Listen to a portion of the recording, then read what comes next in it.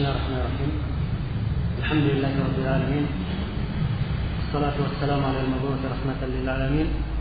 Nabiyyina Muhammad wa ala alihi wa sahbihi wa man tabi'ahum bi ihsan ila yaumiddin, amma ba'd.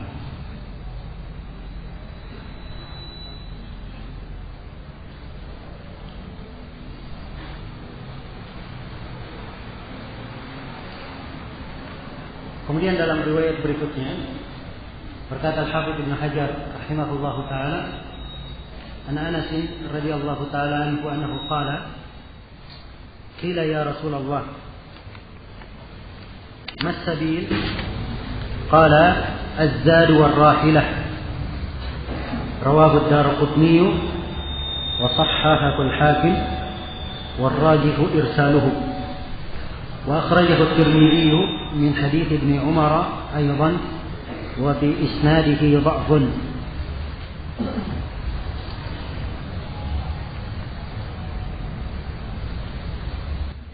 Kemudian kata beliau rahimahullah dari Anas bin Malik radhiyallahu taala anhu, beliau berkata, qila ya Rasulullah, ditanyakan wahai Rasulullah, mas sabil? Apakah as-sabil? Maksudnya kata sabil yang disebut dalam ketentuan ayat, walillahi 'alan nasi hijjul baiti man istata'a ilaihi apa? Sabila. Dan bagi Allah atas manusia wajiban terhadap manusia untuk melakukan haji ke al-bait. Man istata'a, siapa yang punya kemampuan, siapa yang punya sabil ke sana. Apa sabil ini? Apa makna dia mempunyai sabil ke sana? Ini yang ditanyakan di dalam hadis ini. Qala, beliau berkata sabil az-zad war-rahilah. Ya. As-sabil artinya az-zad, bekal, war-rahilah, dan kendaraan. Rawahu ad-Darqutni, hadis ini dikeluarkan oleh ad-Darqutni, wa sahhahu al-Hakim, disahihkan oleh al-Hakim, wal rajih irsaluhu, dan yang rajihnya ini adalah hadis yang mursal. Hadis yang mursal. Nah. Iya. Dikatakan bahwa yang rajih dia adalah mursal sebabnya dari riwayat Qatadah dari Al-Hasan Al-Basri dari Nabi sallallahu alaihi wasallam secara mursal. Dan ini yang dipegang oleh para a'immah ahli hadis. Ibnu Hajar sendiri dalam At-Talqis beliau menukil dari Ibnu Al-Mundhir bahwa hadis ini tidak syah secara bersambung, secara musnad. Dan yang rajihnya, yang sahihnya adalah riwayat Al-Hasan Al-Basri secara mursal. Jadi ini hadis lemah. Kemudian ada jalan lain disebutkan di bawah, kata beliau wa akhrajahu at-Tirmidzi, yang dikeluarkan juga oleh at-Tirmidzi min hadits Ibnu Umar, dari hadis Ibnu Umar, wa fi isnadihi dha'fun, dan di dalam sanadnya ada kelemahan. Ya, di dalam sanadnya ada kelemahan karena ada rawi yang bernama Ibrahim bin Yazid Al-Khuzi, dan dia ini sepakat para ulama hadis bahwa dia adalah dhaiful hadis, bahkan matruk al-hadis, ditinggalkan hadisnya. Ya. Secara global di sini penulis ingin menjelaskan tentang syarat al-istita'ah, syarat kemampuan. Kita singgung di awal pertemuan tadi bahwa wajib itu haji itu disyaratkan dengan berapa syarat? 5 syarat. Seorang wajib haji apabila terpenuhi padanya berapa syarat? 5 syarat. Yang pertama al-Islam, dia muslim. Yang kedua, al-aql, dia adalah orang yang waras, sadar, bukan orang yang gila. Kemudian yang ketiga, al-bulugh, dia seorang yang balik. Kemudian yang keempat, al-hurriyah, kemerdekaan. Bukan seorang budak, bukan seorang hamba sahaya, tapi seorang yang merdeka. Kemudian yang kelima, al-istita'ah, kemampuan. Apa yang dimaksud dengan kemampuan? Nah, ini yang ingin diterangkan di sini. Jadi beliau bawakan hadis ini untuk menjelaskan syarat yang ke-5 ini. Nah, di dalam penafsiran hadis ini ya, diterangkan bahwa al-istita'ah yang dimaksudkan adalah az-zad war rahilah. Adalah bekal dan kendaraan. Jadi seorang kapan dia punya bekal untuk melakukan perjalanan haji dan dia punya kendaraan bisa mengantarnya untuk melakukan haji, itu dia dianggap punya sabil, punya jalan ke sana, punya kemampuan ke sana, punya kemampuan melakukan ibadah haji. Jelas ya? Dan ini setelah kita ketahui bahwa hadis ini lemah, hadis ini lemah. Namun kandungan dari hadis ini sebenarnya itu ditunjukkan di dalam hadis yang lain. Ya. Ditunjukkan di dalam hadis yang lain. Nah, sebab ada hadis-hadis yang secara zahir mengesankan hal tersebut. Ya, seperti misalnya hadis yang akan datang dari Ibnu Abbas radhiyallahu taala anhu. Ya. Dari Ibnu Abbas radhiyallahu taala anhu tentang orang tua perempuan ingin menghajikan. Dia ingin menghajikan ayahnya yang sudah tua. Ya. Sudah sangat tua sekali. Yang disebutkan ayahnya ini la yasbut ala rahilah. Dia tidak bisa kokoh di atas tunggangan. Karena saking tuanya sudah. Ya. Nggak bisa sudah menunggang tunggangan kendaraan untuk berangkat. Apakah boleh ia menghajikannya? Maka Nabi menjawab iya. Jelas ya? Maka ini syarat qudrah. Ya. Ini punya kemampuan. Ya jelas kalau kita, walaupun hadis ini lemah, tapi kandungan dari ayat man istata'a ilaihi sabila, siapa yang punya jalan ke sana, ya, maka makna jalan ini mencakup di dalamnya dia punya kemampuan, apakah dari sisi materi maupun dari sisi badannya. Ya. Ada orang yang punya materi, dia punya perbekalan untuk jalan, dia punya harta yang dengannya dia bisa menyewa, bisa membeli tiket, bisa membiayai seluruh pembiayaan untuk berangkat. Tapi dia nggak punya kemampuan dari sisi badan dan fisik untuk melakukan perjalanan. Maka orang yang seperti ini dikatakan tidak mampu. Jelas? Ada yang sebaliknya punya kemampuan sehat, sangat sehat untuk melakukan ibadah haji. Tapi dia tidak punya kemampuan dari sisi harta dan perbekalan. Maka ini digolongkan kepada orang yang tidak apa? Tidak mampu. Jelas? Jadi zahir dari ayat man istata'a ilaihi sabila ini adalah hal yang cakupannya umum. Siapa yang punya jalan, dia punya kemampuan dari sisi fisik dan materi, maka dia wajib untuk berangkat. Jelas sampai sini? Dan para ulama mensyaratkan juga bagi perempuan khusus disyaratkan syarat yang lain. Ya, bagi perempuan disyaratkan dia punya kemampuan untuk berangkat apabila ada mahram yang menemaninya. Ada mahram yang menemaninya untuk berangkat. Nah, ya. Ini syarat lain bagi perempuan. Dia juga masuk ke dalam istita'ah. Jadi mungkin akan kita rinci dalam beberapa hadis yang akan datang. Ada hadis khusus tentang ini. Baik. Ya, saya simpulkan tentang masalah syarat yang kelima. Ya. Kemampuan yang dimaksud punya kemampuan untuk berangkat itu kembali kepada dua hal kemampuannya. Dia punya kemampuan dari sisi materi dan punya kemampuan dari sisi apa? Dari sisi fisik. Iya. Seorang yang punya hutang, maka ia lebih mendahulukan di dalam membayar hutangnya. Lebih mendahulukan di dalam membayar hutangnya. Ya, apalagi kalau diminta oleh pemilik piutang memintanya, maka harus dikembalikan kepada pemiliknya. Ya. Jelas? Tidak boleh digunakan untuk haji. Ya. Kecuali kalau misalnya dia ingin atau pemiliknya nggak menagih, ya, bisa dia gunakan, maka tidak ada masalah dia gunakan. Tapi mengatakan wajib, belum sampai ke tahap tersebut, sebab dia masih tergolong belum mampu. Jelas? Iya. Dan seorang yang diberi biaya untuk berangkat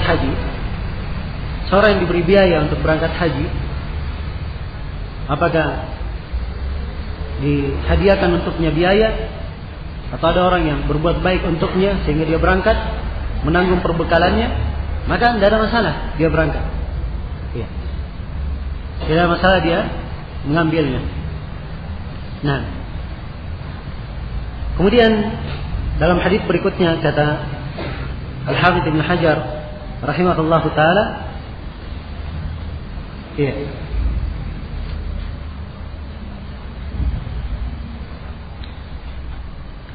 kata beliau, an Ibnu Abbas radhiyallahu taala anhuma anna Nabi sallallahu alaihi wasallam laqiya raqban bir-Rawha faqala man al-qaum qalu al-muslimun faqalu man anta faqala Rasulullah فرفعت إليه امرأة صبيا فقالت ألي هذا حج قال نعم ولك أجر رواه Muslim.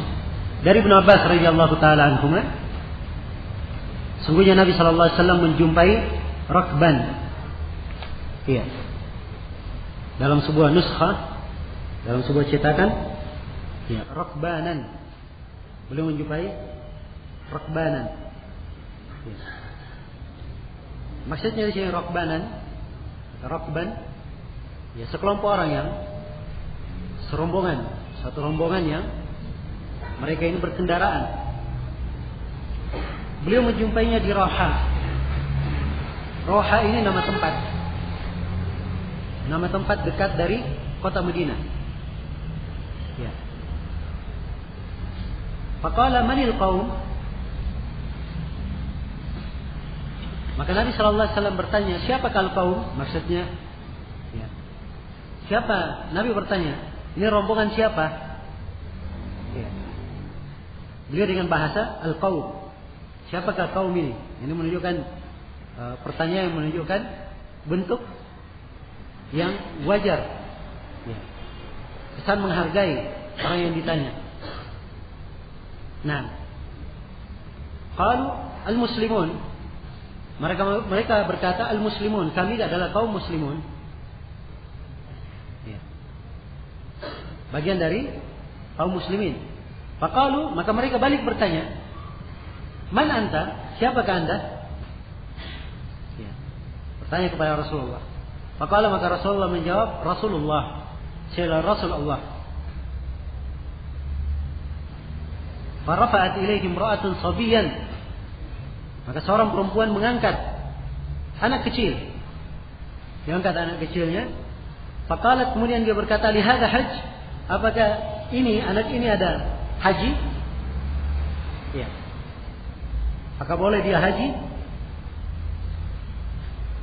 Qala na'am walaki ajr. Maka Rasulullah menjawab, iya, dan kamu dapat pahala. Ya. Rawahu Muslim. Hadis ini dikeluarkan oleh Imam Muslim. Di dalam hadis ini terdapat beberapa kandungan pelajaran. Yang pertama, dari sisi keutamaan haji, anak kecil saja yang dia belum wajib haji karena belum balik, apabila diikut sertakan oleh orang tuanya untuk haji, dia dapat pahala. Apalagi orang yang sudah balik, ya, orang yang membawanya juga mendapat pahala. Maka orang yang melaksanakan ibadah haji itu, ini tentunya juga mendapatkan pahala yang besar. Maka ini secara global menunjukkan keutamaan lain, ya, bagi orang yang melakukan ibadah haji. Kemudian yang kedua, dan ini maksud utama dibawakannya hadis ini oleh penulis, beliau ingin menjelaskan tentang syarat, salah satu syarat dari syarat wajibnya haji, yaitu harus balik. Ya. Karena yang tertanam di dalam diri sahabat, anak yang belum balik itu tidak ada kewajiban haji. Makanya perempuan ini bertanya, kalau saya misalnya bawa anak kecil ini, apakah ada haji untuknya? Maka Nabi berkata, iya, dia dapat pahala haji dan kamu mendapat apa? mendapat pahala. Kamu mendapat pahala. Jelas sampai sini? Iya. Maka ini uraian syarat yang kedua. Syarat yang kedua dari 5 syarat yang kita sebutkan. Salah satu dari syarat yang kedua dari 5 syarat ini, ya, yang tertera di dalam hadis berkaitan dengan apa? Anak yang belum balik. Ya. Syarat yang kedua dari syarat wajibnya haji harus balik. Ya. Kalau dia belum balik, maka tidak ada kewajiban haji padanya. Kalau dia masih kecil, tidak ada masalah diikutkan. Diikutkan dia melaksanakan ibadah haji dan orang tuanya akan mendapatkan pahala. Ya. Orang tuanya akan mendapatkan pahala karena hal tersebut. Iya. Baik.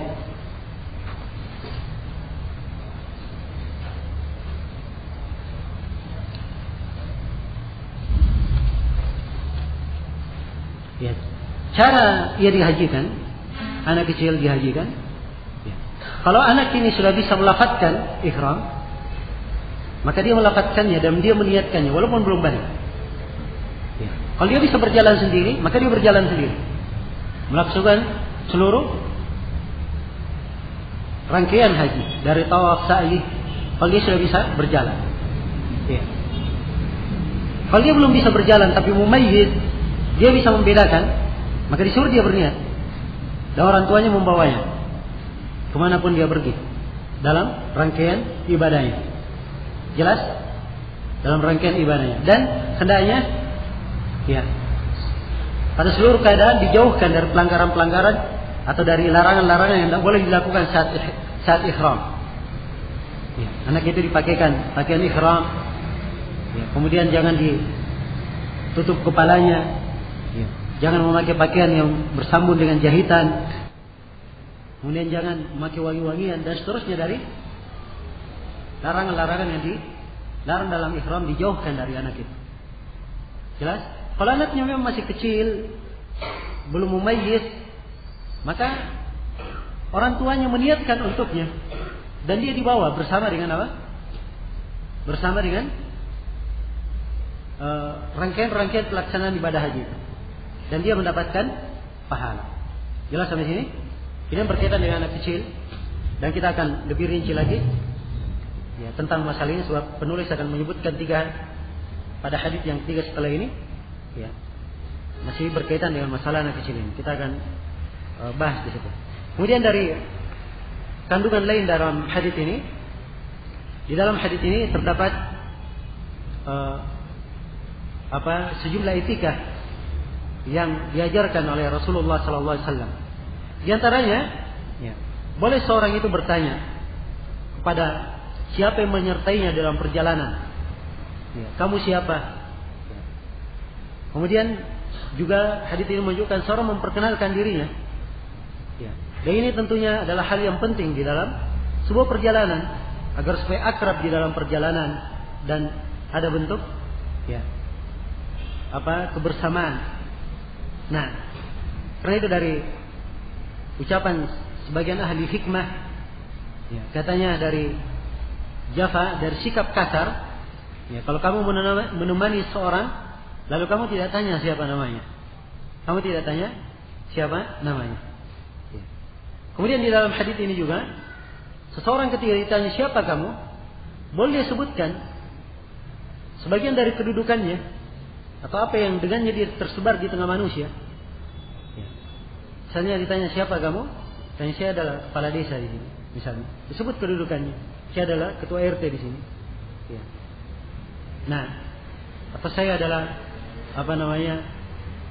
Syekh fulan, atau saya adalah Ustadz fulan, disebutkan kalimat di depannya. Dan ini bukan bentuk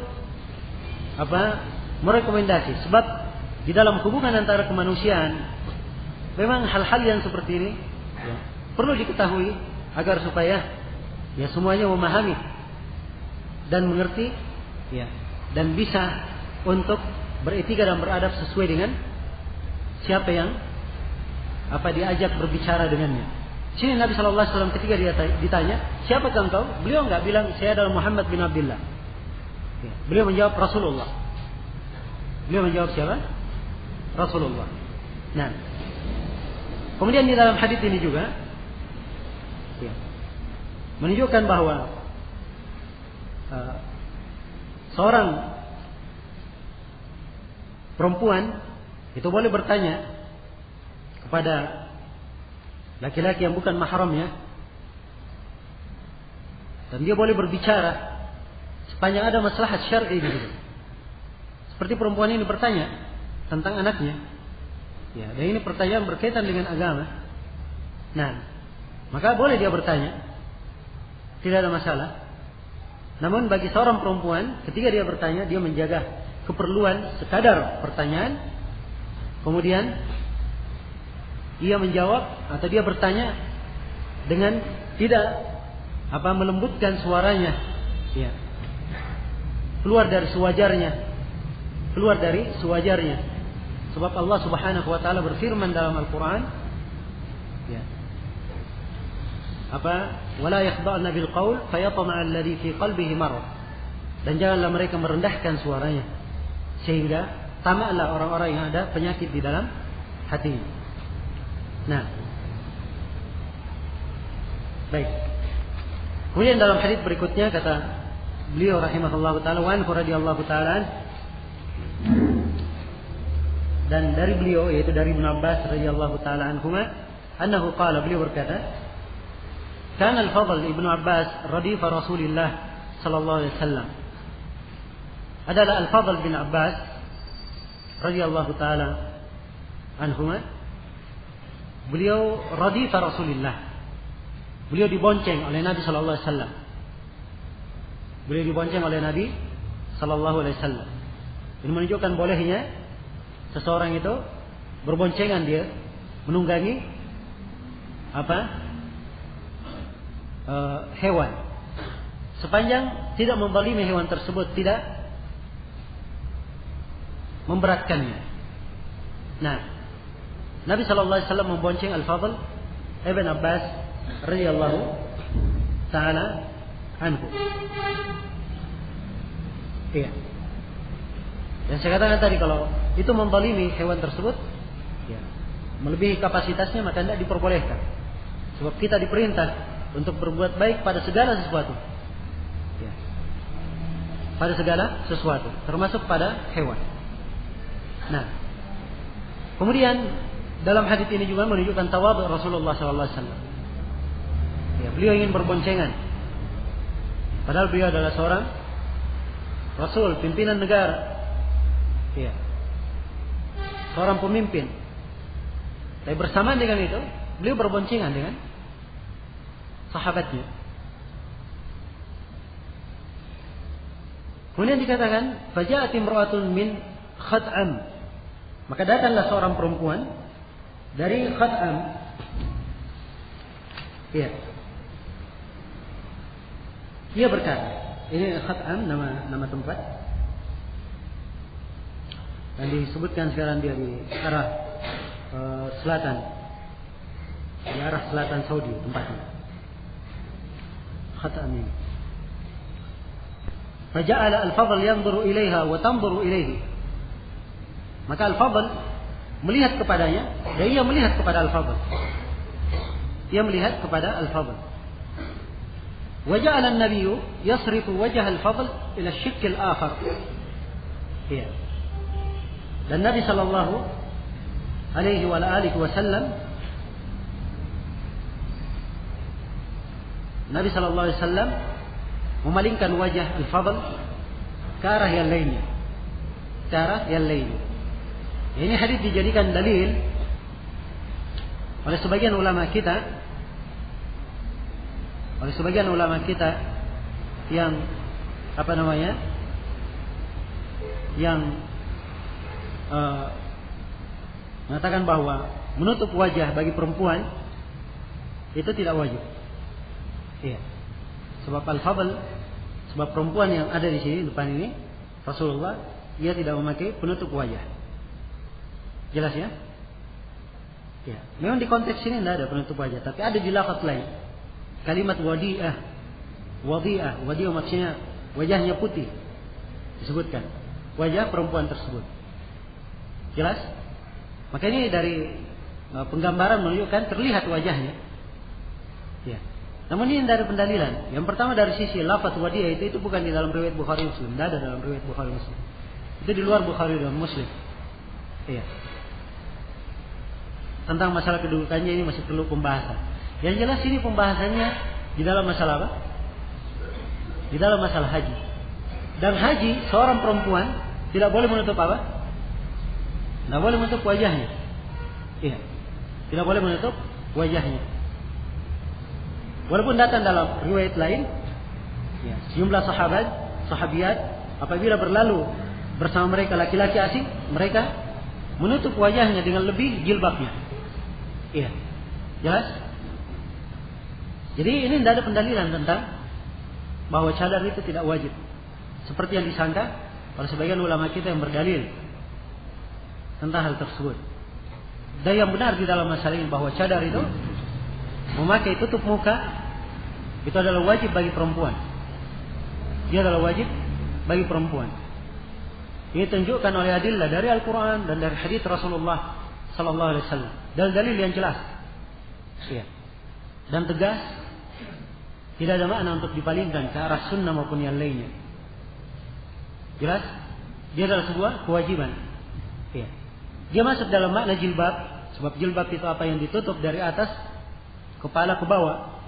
Dan Allah telah memerintah kaum perempuan untuk memakainya. Allah berfirman, "Qul lil mu'minati, ya ayuhan nabiyyu qul li azwajika wa banatika wa nisa'il mu'minina yudnina 'alayhinna min jalabibihinna. Dzalika adna ay yu'rafna fala yu'dzain." Wahai Nabi, katakanlah kepada istri-istri engkau, kepada anak-anak perempuan engkau, dan kepada para perempuan kaum mukminat, agar supaya mereka menundukkan, agar supaya mereka mengulurkan jilbab-jilbab mereka. Sebab itu akan menyebabkan mereka lebih mudah untuk dikenal, sehingga mereka tidak diganggu. Iya. Maka ini perintah. Kemudian dari perempuan di ayat di surah Nur, ya, sebutkan wal qawaidu minan nisa'i allati la yarjuna nikahan. Ya. Perempuan al-qawaid yang sudah tua tidak boleh lagi nikah. Ya. Apa tidak mungkin lagi, dia sudah tidak mengharapkan nikah karena sudah sangat tua. Ya. Maka disebutkan tidak apa-apa dia meletakkan pakaiannya. Apa maksudnya tidak apa-apa meletakkan pakaian? Ya. Pakaian luar bukan itu yang dimaksudkan, tapi hal yang menutupi wajahnya itu boleh dia letakkan karena dia sudah tua. Kebalikannya bahwa kalau dia belum tua, menutup wajah hukumnya apa? Hukumnya wajib, tidak ada keringanan. Tidak ada keringanan. Ya, dan banyak lagi dalil, ya, yang sangat jelas di dalam masalah ini yang menunjukkan tentang wajibnya menutup wajah bagi perempuan. Ini bukan tempat dia untuk menguraikannya, ini pembahasan lain. Ya. Cuman pas lewat kita singgung. Ya. Karena itulah kebanyakan ulama kita di masa ini menguatkan wajibnya menutup wajah bagi perempuan. Ini yang difatwakan oleh Syekh Ibn Baz rahimahullah, Syekh Ibn Utsaimin, Syekh Shalal Fauzan, Syekh Muqbil rahimahullah, dan memang semua memalui bahwa Syekh Al-Albani tidak melihat wajibnya. Tapi bukan artinya beliau tidak menganjurkan. Beliau menganjurkan. Beliau menganjurkan. Hanya saja beliau tidak mewajibkan. Ya. Dan itu pun pendapat beliau rahimahullah ta'ala dalam masalah ini. Ya. Banyak dari guru-guru kami menganggapnya sebagai pendapat yang harusnya Syekh tidak menampakkannya. Dan itu di sebagian pelajaran Syekh Abdul Muhsin Al-Abbad hafizahullah, beliau mengatakan, ya, andai kata yang disampaikan oleh Syekh Al-Albani itu adalah benar, maka itu dari kebenaran yang harusnya beliau sembunyikan. Ya. Sebab memfatwakan hal tersebut di masa ini itu kurang tepat. Di masa yang manusia bergampangan dengan masalah membuka aurat, ya, masa yang telah terjadi berbagai fitnah dengan berbagai kemajuan yang ada sekarang ini, video, foto, dengan sangat mudahnya, ya. Maka ini tidak mencocoki. Nah, Maka ini sekilas tentang masalah menutup wajah. Ya, tidak seperti yang dikatakan oleh sebagian orang. Ya, ini mungkin baru-baru ini diekspos di sebagian berita bahwa mufti rektor Al-Azhar, Syekhul Azhar itu memberikan fatwa tentang tidak bolehnya jajaran siswi atau mahasiswi yang sekolah di perguruan Azhar memakai cadar penutup muka. Dan katanya dia akan mengeluarkan peraturan tentang tidak bolehnya. Dan dia katakan bahwa itu hanya kebiasaan orang-orang Arab saja. Nah, ini termasuk fatwa aneh yang muncul dari beliau, sebagaimana beliau mempunyai fatwa-fatwa aneh yang lainnya. Dan ini menyelisihi dalil dari Al-Quran dan As-Sunnah. Dalil dari Al-Quran dan As-Sunnah. Tapi subhanallah, kalau ada fatwa yang seperti ini, ini yang banyak diekspos oleh orang, oleh berita. Sebab orang-orang yang di belakang pemberitaan punya maksud-maksud tertentu. Punya maksud-maksud tertentu di dalam pemberitaan. Ini yang menyebabkan banyaknya terjadi kerusakan, kesalahpahaman, persengketaan. Karena adanya pemberitaan-pemberitaan yang tidak berada di rel pertengahan, pemberitaan yang memihak, atau pemberitaan yang ditunggangi oleh sebagian orang. Nah, dan ini termasuk sebab masalah yang hendaknya dipermasalahkan dan hendaknya diperbaiki agar supaya tercipta suasana yang baik. Maka ini kesimpulan yang berkaitan dengan masalah menutup wajah di dalam konteks ini. Ketika Nabi SAW memalingkan wajah Al-Fadl, terdapat di dalamnya amar ma'ruf nahi munkar. Dan seorang itu menjadi penolong bagi saudaranya, jangan dia jatuh di dalam jerat-jerat syaitan. Nah, dia ingatkan, Nabi memalingkan wajah siapa? Al-Fadl bin Abbas radhiyallahu taala anhu. Dengan gerakan, bukan dengan ucapan. Bukan dengan ucapan. Dan di dalam hadis ini juga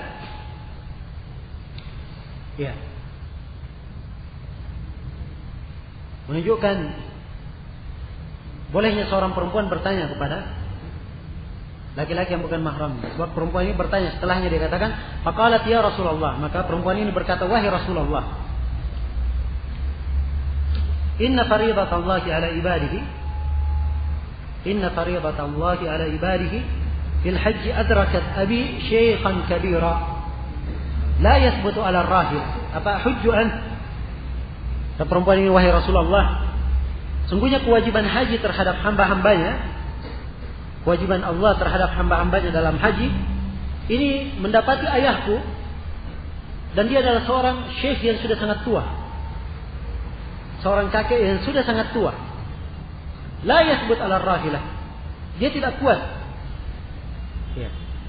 duduk di atas tunggangan.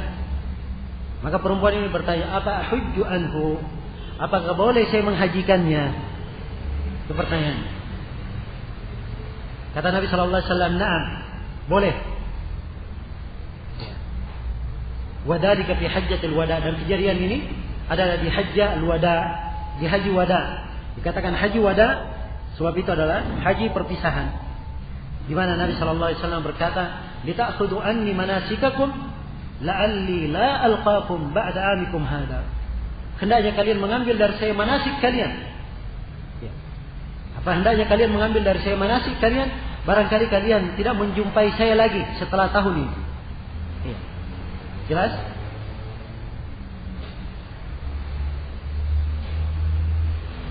Nah, kemudian di dalam hadis ini, dari kalimat yang kita baca tadi, ini menunjukkan bahwa boleh seorang itu menggantikan, mewakili orang yang tidak sanggup haji. Jadi orang yang tidak sanggup haji, dia punya biaya misalnya, dari sisi fisik dia tidak sanggup, maka boleh dia mewakilkan, mengambil naib orang yang menghajikannya. Dia menghajikannya ini, kalau dia laki-laki, tidak harus laki-laki yang menghajikannya. Sebab ini perempuan ingin menghajikan siapa? Bapaknya, ayahnya yang dia hajikan. Ya, dan riwayat yang akan datang nanti, ya, seorang laki-laki ingin menghajikan apa? Ibunya. Iya. Jelas? Maka boleh. Ya, perempuan mewakili laki-laki, atau perempuan mewakili perempuan, boleh saja. Ya. Laki-laki diwakili oleh perempuan juga boleh. Tidak ada masalah. Kemudian di dalam hadis ini juga, ya, menunjukkan bahwa seorang laki-laki yang sudah sangat tua itu tidak wajib terhadapnya, tidak wajib haji terhadapnya, tidak wajib haji terhadapnya. Ya. Kemudian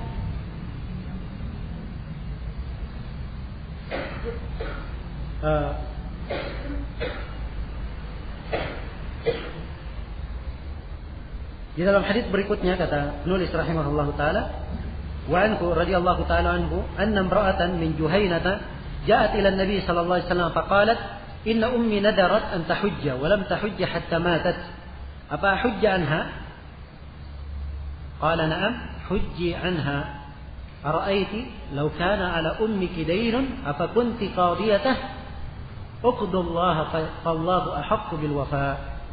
Rawahu al-Bukhari. Dan dari beliau juga, yaitu dari Ibnu Abbas radhiyallahu taala anhuma, seorang perempuan dari Juhaynah datang kepada Nabi sallallahu alaihi wasallam. Faqalat, maka ia berkata, perempuan datang langsung ke depan Nabi sallallahu alaihi wasallam bertanya. Ya. Maka tidak ada masalah seorang perempuan bertanya langsung, ya, pada tempat yang bukan khalwat, tidak ada padanya fitnah, dan dalam keadaan dia berhijab. Dalam keadaan dia berhijab. Sebab ini musim haji, musim manusia berkumpul. Kalau perempuan datang bertanya, orang di situ penuh. Dan sampai sekarang juga, para ulama yang menjawab di musim haji itu terus menjawab. Siapapun yang bertanya, walaupun yang bertanya adalah perempuan. Ya, sebab di kondisi yang seperti ini, apalagi banyak orang yang kurang paham dengan agama, dan banyak kesalahan dalam pelaksanaan ibadah haji. Selain daripada itu ada kejadian-kejadian yang kadang tiba-tiba, ya, dihadapi oleh seorang, dia perlu pertanyakan apa hukumnya. Maka dia perlu kepada seorang alim, bertanya kepadanya. Orang yang berilmu bertanya, dia bertanya kepadanya. Ya. Alhamdulillah ini untuk sekarang ini, ya, pemerintah di sana, di Saudi Arabia, mereka berusaha untuk menutupi, ya, hal ini. Ya, kalau dikatakan sempurna, nggak ada orang yang sempurna, kan begitu? Tidak ada yang sempurna. Tapi mereka cukup punya jasa dalam artian, ya, di setiap tempat, di setiap sudut, ya, ada pos-pos yang duduk di situ, ya, seorang alim atau penuntut ilmu yang menjawab pertanyaan-pertanyaan yang berkaitan dengan pelaksanaan ibadah haji.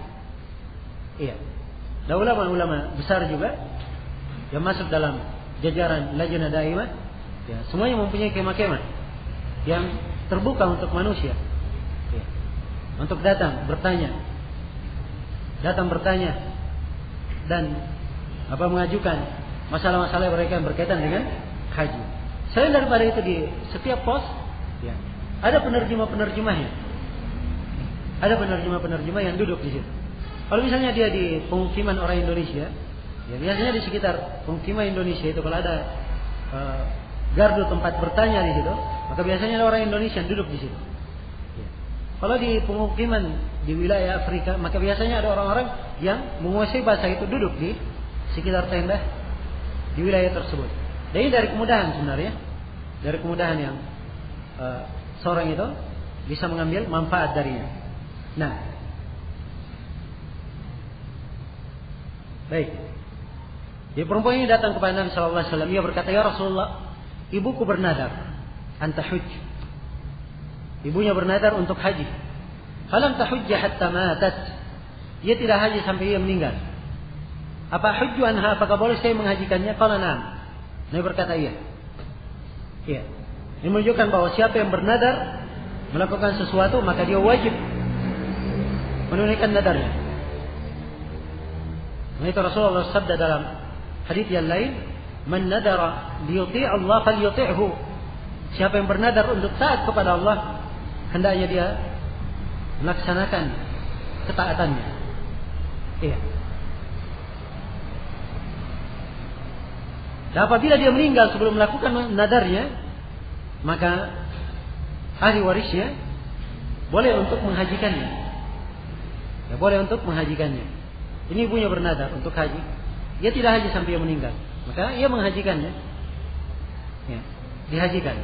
Dan ini hadis-hadis termasuk memperkecualikan konteks ayat yang umum. Memang ayat Al-Quran sifatnya umum. Allah Subhanahu wa taala berfirman, "Wa laisa lil insani illa ma sa'a." Manusia itu tidak mendapatkan pahala kecuali sesuai dengan apa yang dia upayakan. Jadi konteks ayat, kalau bukan upayanya, dia tidak dapat pahalanya. Tapi hadis ini memperkecualikan. Ini kejadian-kejadian diperkecualikan. Ada orang yang meninggal, dia belum haji. Kalau dihajikan oleh keluarganya, maka itu mencukupi haji untuk dia. Pahalanya sampai untuknya. Jelas? Ya. Dia meninggal punya tunggakan puasa. Ya. Yang tadinya dia mampu menggantinya, tapi dia belum ganti, maka boleh digantikan oleh ahli warisnya. Boleh digantikan oleh siapa? Ahli warisnya. Nah, ini dari hal yang diperkecualikan oleh nas-nas. Jelas ya? Baik. Maka Nabi SAW mengizinkan, kata beliau, hujji anha, silakan kamu menghajikan ibumu. Iya. Silakan kamu menghajikan ibumu. Nah, sini kita tidak membahas tentang masalah hukum nadar. Apakah nadar itu sunnah atau wajib, ya, atau makruh? Sebab kejadian di sini adalah masalah menunaikan nadarnya. Ya, adapun nadar itu sendiri yang benarnya bahwa kalau nadar sifatnya murni ketaatan, maka ini adalah hal yang baik. Ya, hal yang baik. Murni ketaatan. Dia bernadar akan ibadah di sini, akan melakukan i'tikaf misalnya. Itu nadar yang bagus. Tapi kalau dia nadar, dia mengharapkan imbalan dari nadarnya, maka ini hukumnya makruh. Sebab Nabi SAW bersabda, nadar yang seperti ini la ya'ti bil khair, tidak mendatangkan kebaikan. Innama yustakhraju minal bakhil, dikeluarkan dari orang yang bakhil. Ya, ini nadar sifatnya, kalau dia bernadar, ya Allah, kalau misalnya saya mendapatkan pekerjaan ini atau usaha saya ini lancar, maka saya akan puasa 3 hari misalnya. Ya, ini nadar mengharapkan balasan. Yang seperti ini hukumnya apa? Makruh. Tapi kalau dia nadar taat, ya, ingin dia bernadar akan begini tanpa ada sesuatu dan sebab, ya, maka ini tidak ada masalah, insyaallah. Dia dari bentuk ketaatan. Kemudian di dalam hadis ini juga Nabi SAW bersabda, silakan kamu hajikan ibumu. Ya. Tahukah kamu atau bagaimana pendapatmu? Ya. Andai kata ibumu itu punya hutang, ibu kamu menanggung hutang, apakah engkau akan membayar hutang ibumu? Nah, tentu jawabannya apa? Iya, dia akan bayarkan hutang orang tuanya, kan begitu? Maka Nabi SAW bersabda, uqdullah, Allahu ahaqqu bil wafa. Ya. Nabi bersabda, kalau gitu bayarlah. Ya, tunaikan apa yang dia nadarkan kepada Allah. Sebab Allah Subhanahu wa taala itu lebih berhak untuk dipenuhi. Untuk dipenuhi apa yang seorang itu akan menunaikannya kepada Allah. Rawahul Bukhari. Hadis ini dikeluarkan oleh Imam Al-Bukhari. Ya, hadis ini menunjukkan bolehnya seorang itu mengkiaskan sebuah perkara untuk lebih memahamkan orang tersebut dalam perkara yang diterangkan.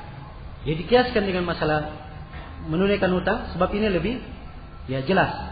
Dan di dalam hadis ini juga menunjukkan kalau ada orang yang meninggal, maka sebagian dari warisannya itu dikeluarkan untuk membayar hutang. Dan dari hutang yang harus dia keluarkan kalau dia pernah bernadar akan haji, maka diambilkan dari peninggalannya tersebut untuk biaya haji. Siapa yang akan menghajikannya? Siapa yang akan menghajikannya? Ya, baik. Kita cukupkan sampai sini. Wallahu taala alam. Kita sambung insyaallah taala setelah salat asar. Subhanakallahumma bihamdik asyhadu an la ilaha illa anta astaghfiruka wa atubu ilaik. Walhamdulillahirabbil alamin.